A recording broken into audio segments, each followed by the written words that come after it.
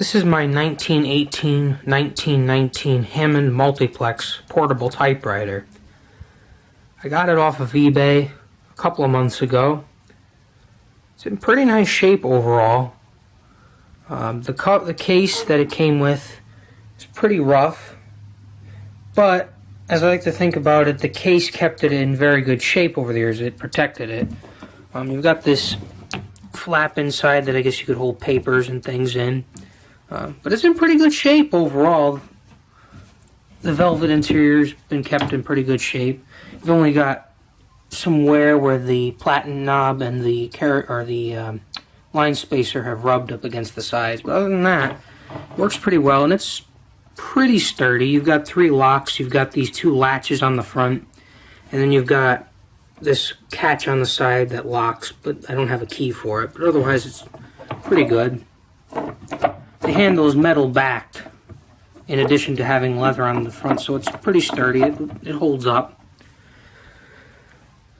So as to the typewriter, pretty cool machine overall. I still got the covers for the ribbons. Still even have the wooden centers on either side, which is pretty cool. The actual spool. Of course, it didn't come with an impression strip. That's an impression strip my father and I made quite a few years ago. It's made out of vinyl, and it works pretty well. Not much to say about that. It works pretty well. It came with 2 type shuttles. One of them was this Greek type shuttle. I didn't know it was coming with the machine, but it was a cool thing to find. I just keep that in there for now. The type shuttle I use right now in it is from my Hammond number 2. And the other shuttle, even though it's hard to say, is a italic type shuttle, which is pretty cool to have. It works pretty well overall. As good as it looks, it works just as well. All the keys are in very nice shape. You've got cap and figure shift on either side. Locks on this side only. Pretty cool. You've got this little switch, and I'll show this when I do the type. When I show how it types, you got this little lever here. What happens there is when you move that lever over, the anvil comes completely out. Otherwise, it's locked in place and it has a limit on its travel. Pretty cool feature. You've got a device here for 2 color ribbons that works there you go, like that. And when you want to type in regular, your top color, you just lower it like that. It works, but I have blocked off the bottom hole on the shuttle guard because these Hammonds have a tendency to be a little tricky. I tried re-inking the original ribbon, and it somewhat worked, but then it leaves smudges all over the paper. So then I tried a different ribbon, and that still left smudges. They're very finicky machines. It's this design overall, but they do work amazingly well. They're very fast and they're very efficient, but they are a little finicky when it comes to getting the print quality just right. But other than that, some of the differences between the Hammond Multiplex and the 2, or the 2 and the Multiplex, is you have a regular, like a normal typewriter, you have a regular ratchet system, and then there is a lever back here that you lift up on that releases the ratchet. Over here you have your carriage release, your line space lever here. There's a lever on the back there that you raise, it's spring loaded. You lift it up and you change the position for different line spacing. Got the ribbon winder down here. This, you move it out and you can change the direction of which way it's winding. I am missing the right-hand margin stop, but it doesn't really matter all that much because the bell lets you know when you're at the end of the line.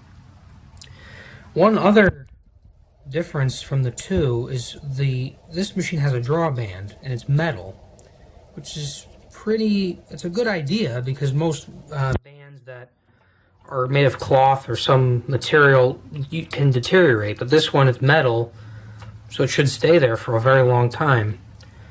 Like the Hammond 2, you have, if I can get the impression strip out of the way, you've got different type heads on the hammer, or hammer heads, or whatever you want to call them, and it rotates to a different, just a different head for maybe different paper or whatnot.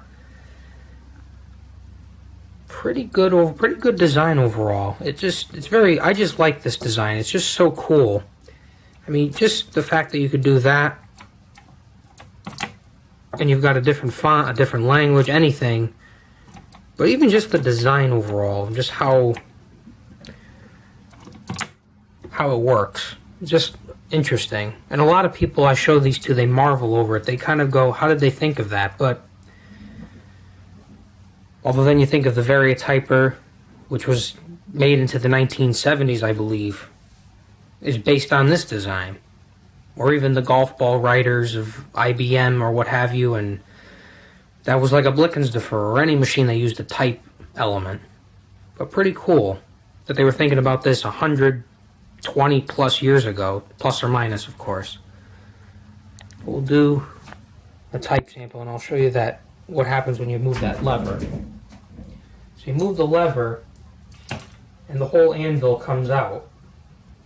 I don't know if that was for cleaning or if, I don't know, but it's a cool design.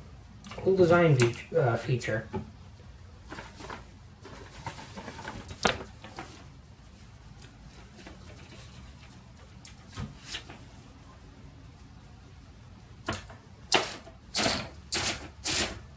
The feed rulers on this machine are in a lot better shape than on my number 2 Hammond, but they still had quite a few flat spots. I used some electric tape just to fill in the flat spots. It works, but again, it's not a proper fix.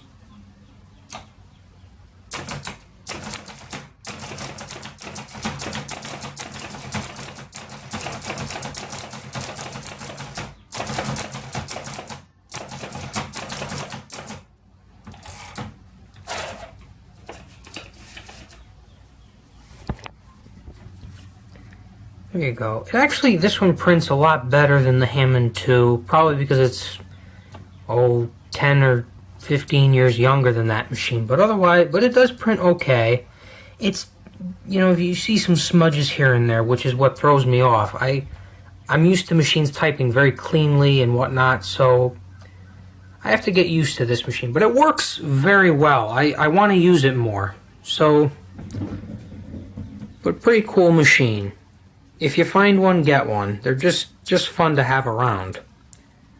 And before I forget, these are for when you have different shuttles. You would put I guess it's a celluloid strip here, and it would tell you where the key is in relation to the actual keyboard and the shuttle. But that's the 1918, 1919 Hammond Multiplex Portable.